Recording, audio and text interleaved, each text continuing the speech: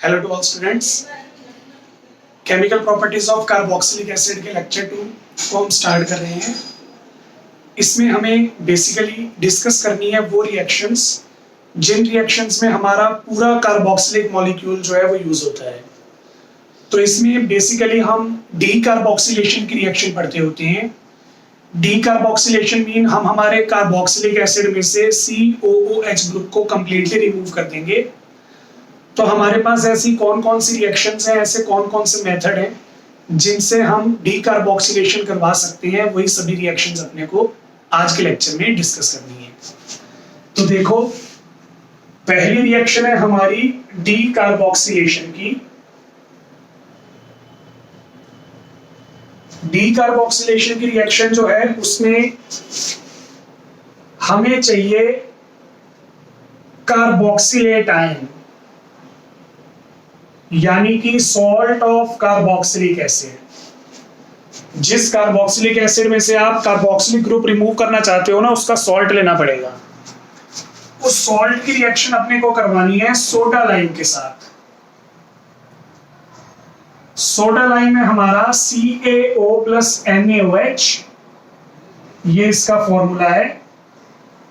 और D carboxylation हो जाएगी, प्रोडक्ट बनेगा हमारा एल्केन।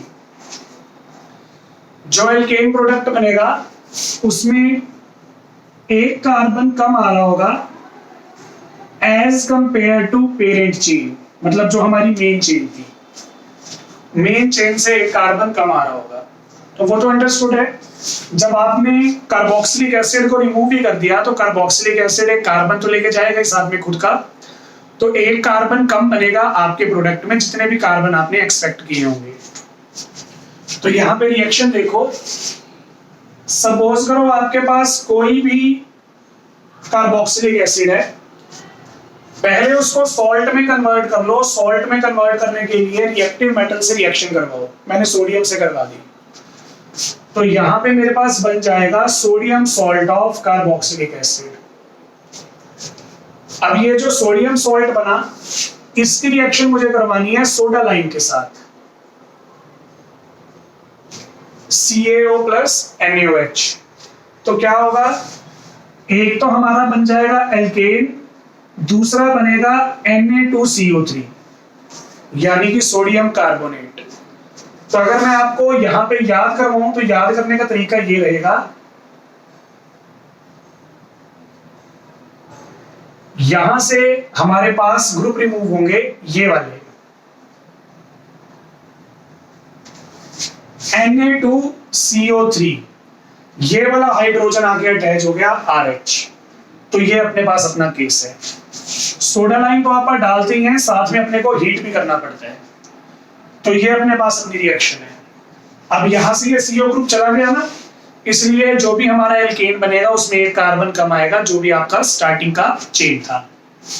मैकेनिज्म देखो, बहुत ही सिंपल सा मैकेनिज्म है। हमारे पास हमारा कार्बोक्सिलेट आयन था, ये वाली बॉन्ड यहां जाएगी, ये वाली बॉन्ड यहां जाएगी, तो हमारे पास बनेगा R negative Na positive plus CO2 remove. ये जो R नेगेटिव यहां पे रिमूव हुआ, सॉरी R नेगेटिव जो यहां पे फॉर्म हुआ, ये हाइड्रोलिसिस के बाद हाइड्रोजन गेन कर लेगा और हमारा Na बाहर।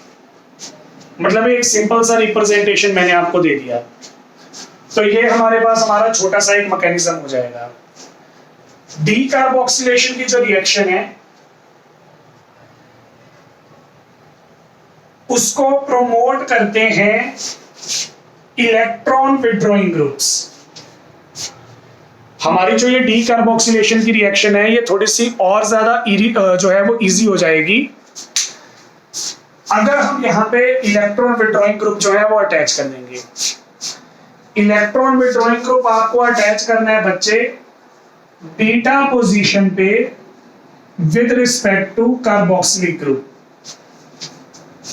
अब इलेक्ट्रॉन विड्रॉइंग ग्रुप कौन से होते हैं, जैसे नाइट्रो है, कार्बोनिल है, कार्बोक्सिलिक एसिड खुद एक हमारे पास इलेक्ट्रॉन विड्रॉइंग ग्रुप है।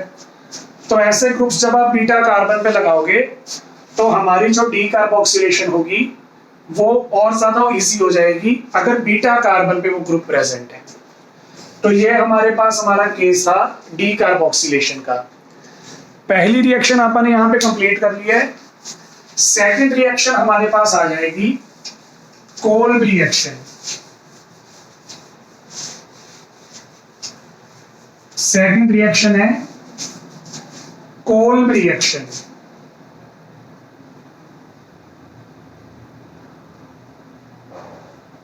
अब नेम रिएक्शन है तो इंपॉर्टेंट होती है, इसको एक और नाम से भी पेपर में आप पढ़ सकते हो, कोल्ब इलेक्ट्रोलिसिस। क्योंकि हमने यहां पे फिर से कार्बोक्सिलिक एसिड का सॉल्ट लेना है और उस सॉल्ट की अपने इलेक्ट्रोलिसिस जो है वो करवा देनी है।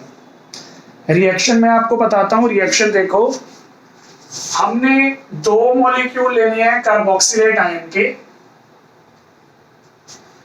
और इनकी हाइड्रोलिसिस करवा देंगे। मतलब पानी के साथ रिएक्शन करवाएंगे और बिजली के झटके भी देंगे, यानी कि इलेक्ट्रोलिसिस। तो इसका इलेक्ट्रोलिटिक सेल बनेगा, कैथोड एनोड पे रिएक्शन होगी।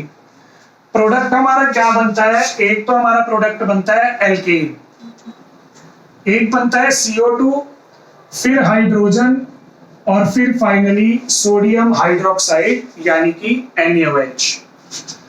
यहां पे 2 सोडियम है तो हमारे प्रोडक्ट में भी हमें 2 ही सोडियम मिलेंगे, मतलब 2 NaOH मिलेंगे। तो ये हमारी रिएक्शन है। इससे ये सारे प्रोडक्ट कैसे बने ये आपको मैकेनिज्म में समझ में आएगा। तो इसकी रिएक्शन का मैकेनिज्म पढ़ना जरूरी है, बिना मैकेनिज्म के आपको रिएक्शन क्रैम करनी पड़ेगी। तो मैकेनिज्म देखते हैं। देखो इलेक्ट्रोलिसिस करवा रहे हैं, तो जैसा भी मैं बोल के बता रहा था कि अगर इलेक्ट्रोलिसिस हो रही है तो इसका मतलब इलेक्ट्रोलिटिक सेल बनेगा। तो जो इलेक्ट्रोलिटिक सेल बनेगा उसमें एनोड कैथोड पे रिएक्शन होती है, तो वही मैं आपको दिखा रहा हूं। सबसे पहले जो हमारा कार्बोक्सिलेट आयन था वो डिसोसिएट हो जाएगा, एनायन अलग और कैटायन अलग।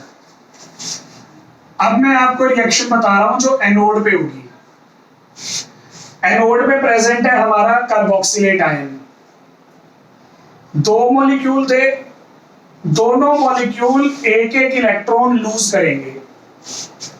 ये नेगेटिव चार्ज है ना, देखो नेगेटिव चार्ज में एक ऑक्सीजन का इलेक्ट्रॉन होगा और एक वो इलेक्ट्रॉन जिसने गेन किया हुआ था।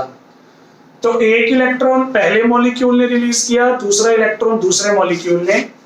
2 इलेक्ट्रॉन यहाँ पे माइनस होंगे, हमारे पास बन जाएगा हमारा ऑक्सीजन रेडिकल। अब रेडिकल की प्रेजेंस में ये वाली बॉन्ड भी रेडिकल की तरह ही टूटेगी, तो हमारे पास आ जाएगा 2R radical. Carbon radical, oxygen radical, ये दोनों आपस में कंबाइन हो जाएंगे, बन जाएगा 2CO2 यानी कि 2 कार्बन डाइऑक्साइड। तो हमारे पास कार्बन डाइऑक्साइड भी 2 बनेंगे। ये मैंने आपको पहला बाय प्रोडक्ट बता दिया। फिर ये जो 2R रेडिकल हैं ये आपस में कंबाइन हो जाएंगे और बना देंगे हमारा एल्कीन। तो ये हमारे पास हमारा ये वाला प्रोडक्ट है। प्रोडक्ट में टोटल 4 कंपाउंड आ रहे थे, 4 में से 2 मैंने एक्सप्लेन कर दिए एनोड की रिएक्शन पे। अब आ जाओ कैथोड पे। अगर ये एनोड पे है तो डेफिनेटली ये कैथोड पे होगा। तो हमारा जो वाटर है वो पहले आयंस में कन्वर्ट होगा। अब यहां पे जो H+ आयन है वो रिएक्शन शो करेगा कैथोड पे। H+ एक इलेक्ट्रॉन गेन करेगा, हाइड्रोजन बन जाएगा। 2 H+ हैं, 2 H+ 2 हाइड्रोजन गेन करेंगे क्योंकि 2 वाटर थे। तो 2 H+ 2 hydrogen gain 2 electron gain करेंगे, सॉरी, हाइड्रोजन बन जाएगा। ये हाइड्रोजन बना, ये हमारा तीसरा प्रोडक्ट। अब फाइनल प्रोडक्ट हमारा क्या बन रहा था, 2 NaOH। तो 2 पानी के मॉलिक्यूल थे, 2 OH आपको यहां से मिलेंगे, 2 सोडियम यहां से मिलेंगे क्योंकि ये भी 2 मॉलिक्यूल थे। 2 सोडियम 2 OH मिलके क्या बना देंगे, NaOH। तो वो आपका 4th प्रोडक्ट था। ये आपका मैकेनिज्म हो गया और ये आपकी रिएक्शन थी कोल्ब इलेक्ट्रोलिसिस की। तो ये हमारे पास हमारा केस था कोल्ब इलेक्ट्रोलिसिस का। 2 रिएक्शन हमने पढ़ ली है इसके अंदर। अब आ गए हैं हम हमारी थर्ड रिएक्शन पे।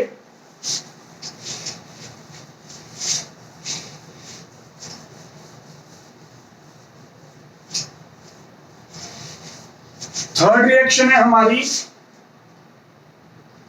ये भी नेम रिएक्शन है, इंपॉर्टेंट है।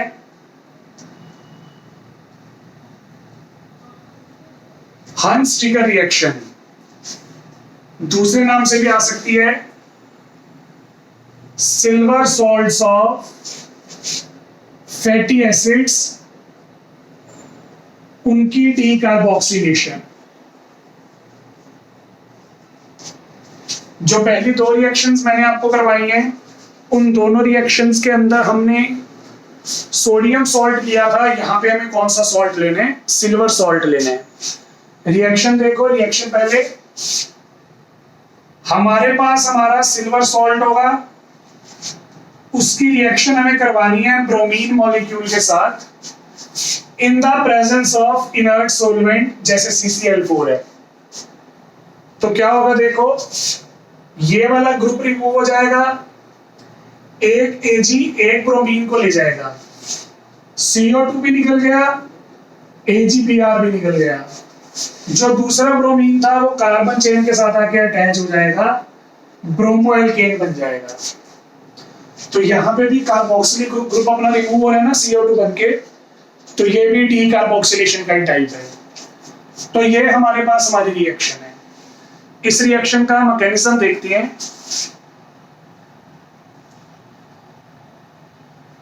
इस रिएक्शन का मैकेनिज्म है फ्री रेडिकल मैकेनिज्म, इसलिए ये रिएक्शन हमारी कई स्टेप्स में कंप्लीट होगी। मतलब एक स्टेप में मैकेनिज्म नहीं होगा, एक से ज्यादा स्टेप लगेंगे। तो देखो, सबसे पहले मेरे पास मेरा सिल्वर सॉल्ट है, उसकी रिएक्शन करवानी है ब्रोमीन से। तो पहले AgBr रिमूव होगा, AgBr रिमूव होगा, आपके पास बन जाएगा ब्रोमीन के साथ कार्बोक्सिलेट आयन। अब ऊपर जो अपना प्रोडक्ट बना है ना, ये प्रोडक्ट बनाएगा रेडिकल्स, इसके इलेक्ट्रॉन यहां पे, इसके इलेक्ट्रॉन यहां पे। तो ये अपने पास बनेगा RCOO radical plus Br radical. अब ये रेडिकल है, तो इसकी प्रेजेंस में ये वाली बॉन्ड भी रेडिकल की तरह टूटेगी। तो हमारे पास आ जाएगा R रेडिकल, Br रेडिकल और CO2। अब थर्ड स्टेप में हमने क्या शो करना है? थर्ड स्टेप में हमारे पास जो हमारा R रेडिकल बनेगा, वो R रेडिकल रिएक्ट करेगा इस मॉलिक्यूल से।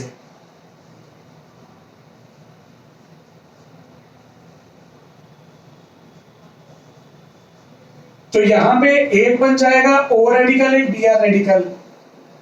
R रेडिकल Br रेडिकल से कंबाइन होगा RBr, और ये हमारे पास बन जाएगा हमारा RCOO रेडिकल।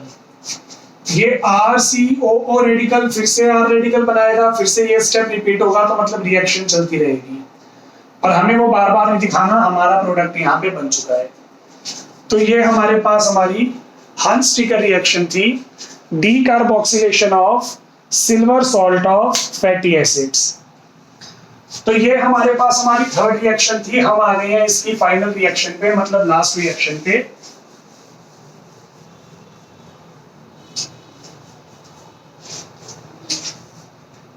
फोर्थ रिएक्शन है dry distillation of calcium salt of fatty acids.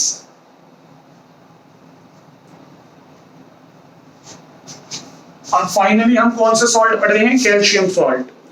पहली दो रिएक्शन में हमारे पास सोडियम सॉल्ट थे, फिर उसके बाद हम पढ़ रहे हैं अभी सिल्वर सॉल्ट, और फाइनली आ गए हैं कैल्शियम सॉल्ट्स पे। रिएक्शन देखो, कैल्शियम की वैलेंसी 2 होती है, तो ये अपने साथ 2 कार्बोक्सिलेट मॉलिक्यूल लगाएगा। अब यहां पे मैंने हाइड्रोजन लगाया, आपकी मर्जी है, आप यहां पे कार्बन चेन भी ले सकते हो। हीट करेंगे, ड्राई डिस्टिलेशन करेंगे, ड्राई डिस्टिलेशन करने पे कैल्शियम कार्बोनेट रिमूव होगा। कैल्शियम कार्बोनेट का फॉर्मूला CaCO3। तो ये देखो, ये मैंने यहाँ पे CoCO3 रिमूव कर दिया। क्या बचा? RCOR। तो ये हमारा बन जाएगा यहाँ पे कीटोन, और साथ में बनेगा कैल्शियम कार्बोनेट। तो ये हमारे पास हमारी सिंपल सी रिएक्शन है। अगर मैं यहाँ पे दोनों हाइड्रोजन ले लेता, ड्राई डिस्टिलेशन, कैल्शियम कार्बोनेट बाहर, कैल्शियम कार्बोनेट बाहर हो गया, बन जाता फॉर्मेल्डिहाइड। तो मतलब आप यहाँ पे कौन सी चेन चूज कर रहे हो उस पर डिपेंडेंट है कि कीटोन बनेगा या एल्डिहाइड बनेगा। ये हमारे पास हमारी फोर्थ रिएक्शन थी। जो कार्बोक्सिलिक ग्रुप वाली रिएक्शंस थी वो हमारी यहाँ पे कंप्लीट हो चुकी है। बाकी रिएक्शंस हम डिस्कस करेंगे नेक्स्ट लेक्चर में। Thank you.